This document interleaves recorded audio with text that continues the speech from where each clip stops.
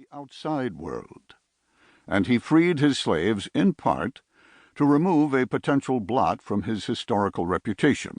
Chapter 6. And the extreme partisanship he displayed at his career's end arose in part out of fear that the Republicans would undo his legacy and impel America in a wrong direction. Chapter 7. It is no secret that I have great admiration and respect for George Washington. Full disclosure, I even wear a gold coin medallion of him around my neck.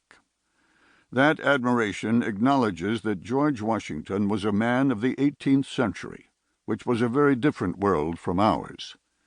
Sadly, Washington's paeans of praise about promoting liberty and Republican values were announced with only free white people in mind. His record with persons of color is much less admirable.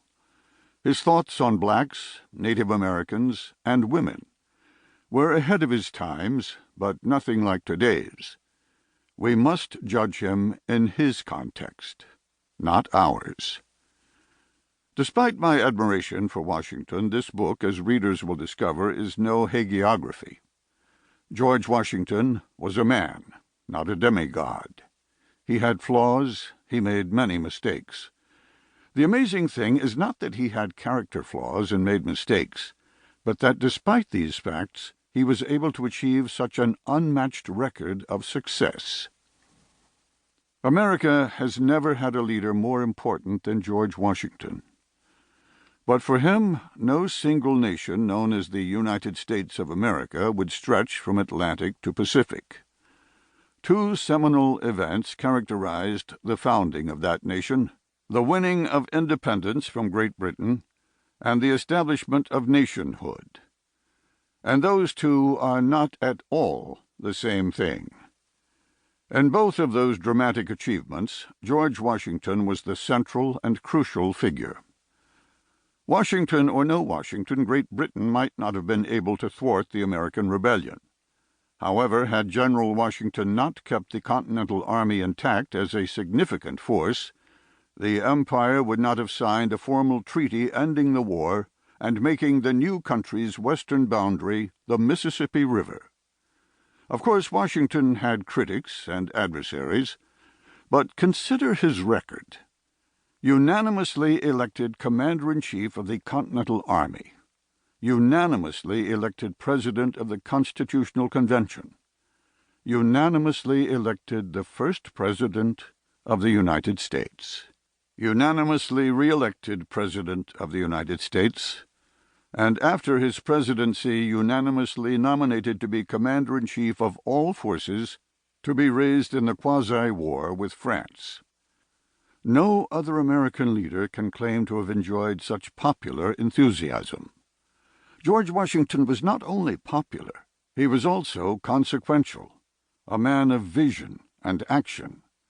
More clearly than any other founding father, he advanced the concept of an American nation, using his immense stature to realize that vision as he undertook to help create institutions meant to bind Americans together.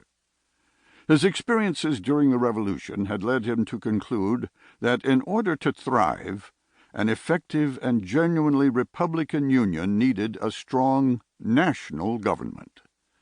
Paradoxically, G.W. also believed that to guarantee both states' and citizens' rights and liberties, the Union needed a government strong enough to discourage the erosion of those rights through parochialism and extreme individualism.